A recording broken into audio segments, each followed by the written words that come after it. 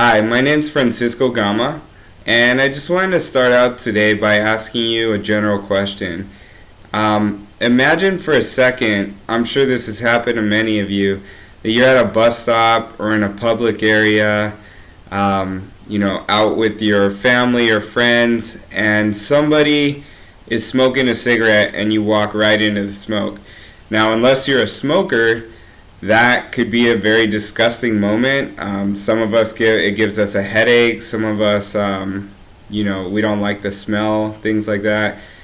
Imagine for a second that instead of cigarette smoke, you walk right into a cloud of marijuana smoke.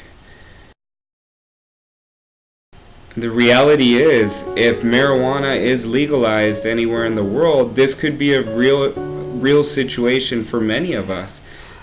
Just think how many parents would be troubled by the idea of their kids being exposed to someone smoking marijuana right next to them, and how many recovering addicts who are trying to stay away from drugs and better their lives would also be a part of this exposure now.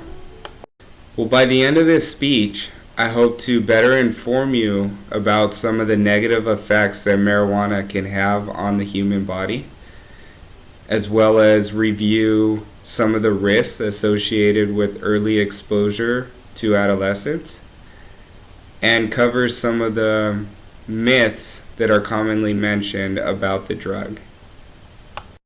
An article by Van Winkle in 2015 highlights some of the risks of smoking marijuana on a daily basis, or even frequently. And some of the risks include anything from elevated hostile behaviors, both on the day that marijuana is smoked and the day after it was smoked. It states that people who smoke marijuana frequently have an increased chance of becoming infertile. And it also mentions that cases of schizophrenia have shown that people developed with schizophrenia later in life were also associated with smoking marijuana frequently in the earlier years of their life. Now, no evidence actually shows that marijuana causes schizophrenia, but it does highlight the fact that many late diagnosed patients of schizophrenia mention that they have or do smoke marijuana.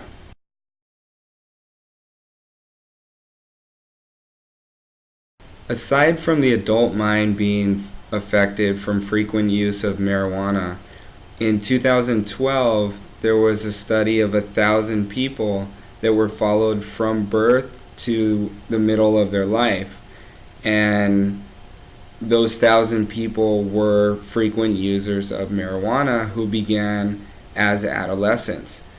And the purpose of the study was to determine if there is a negative effect for early exposure of marijuana to adolescents. What was interesting that was found in the survey is that persistent cannabis use was associated with a neurological decline, including memory loss and a declining IQ. What I found to be the saddest part in the results of these studies is that these adolescent minds never fully recovered that neuropsychological decline even after they ceased using marijuana on a frequent basis. Now, one common myth about marijuana is that it's not as bad as a cigarette and it's natural.